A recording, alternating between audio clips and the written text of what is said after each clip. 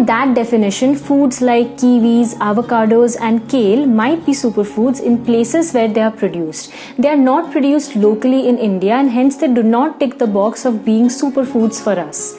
Today I am going to tell you about 5 Indian superfoods that you might not know existed. I will not be surprised if these emerge as superfoods in other countries in a few years' time. Let's start with number 5. The 5th superfood on my list is drumstick.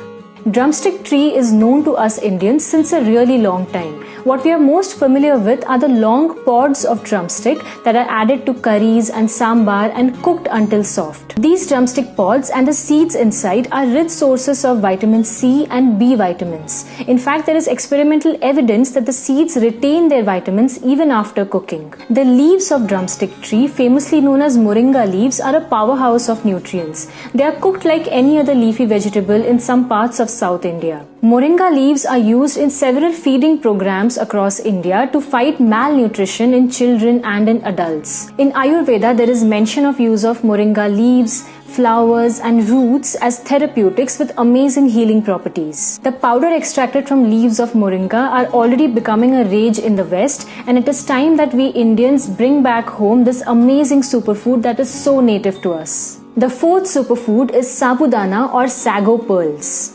Sabudana is made from tapioca, and tapioca is the starch extracted from the roots of a plant called cassava. There are 3 things that make sabudana a superfood. The starch in sabudana is not just any starch, it's called resistant starch. Now, resistant starches do not really get digested in our small intestine.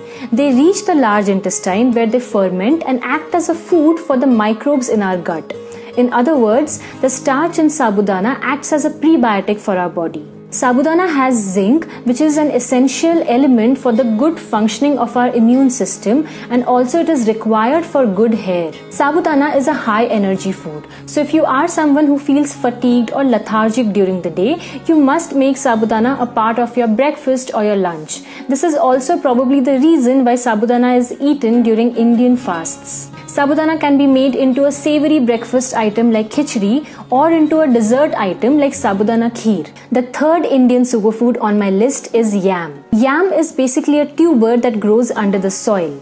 Don't confuse yam with sweet potatoes, they are not the same thing. There are 600 different varieties of yam reported across the globe. This in the picture here is native to India, known as elephant's foot yam or jimikant. There is evidence of use of yam in Indian diet since ancient times. If you eat this superfood regularly, you will suffer from less digestive problems. It boosts metabolism in the body and therefore it is great for weight loss. Last but not the least, yams have shown to maintain and promote a good hormonal balance in our body.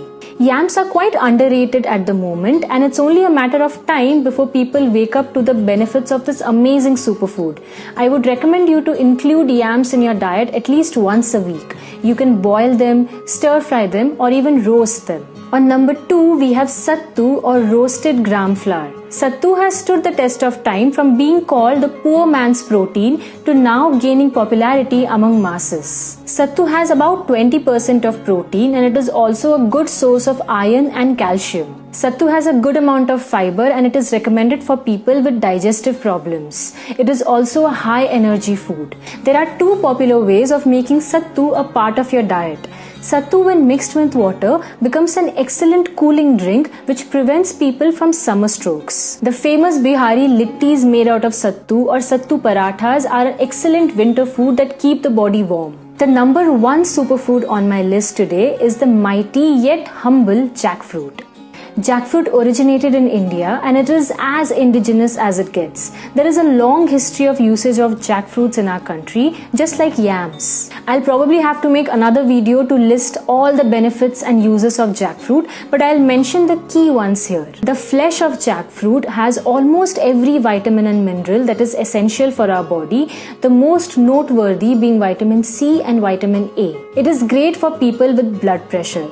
Scientific studies have reported so many many antioxidants in jackfruit, and it is easily said to be one of the best anti-aging foods that you can have. The raw form of jackfruit, often called as mock meat, is usually cooked and made into curries or biryanis, while the ripe form of jackfruit is more yellow in color and sweeter in taste, and it is eaten as it is. The seeds of jackfruits are little wonders in themselves. They have protein and riboflavin, which are recommended for good skin health. Seeds of jackfruit are also recommended for people with weak bones, as it helps in building bone mineral density and prevent osteoporosis. The dried seeds of jackfruit are sometimes eaten as it is or made into curries.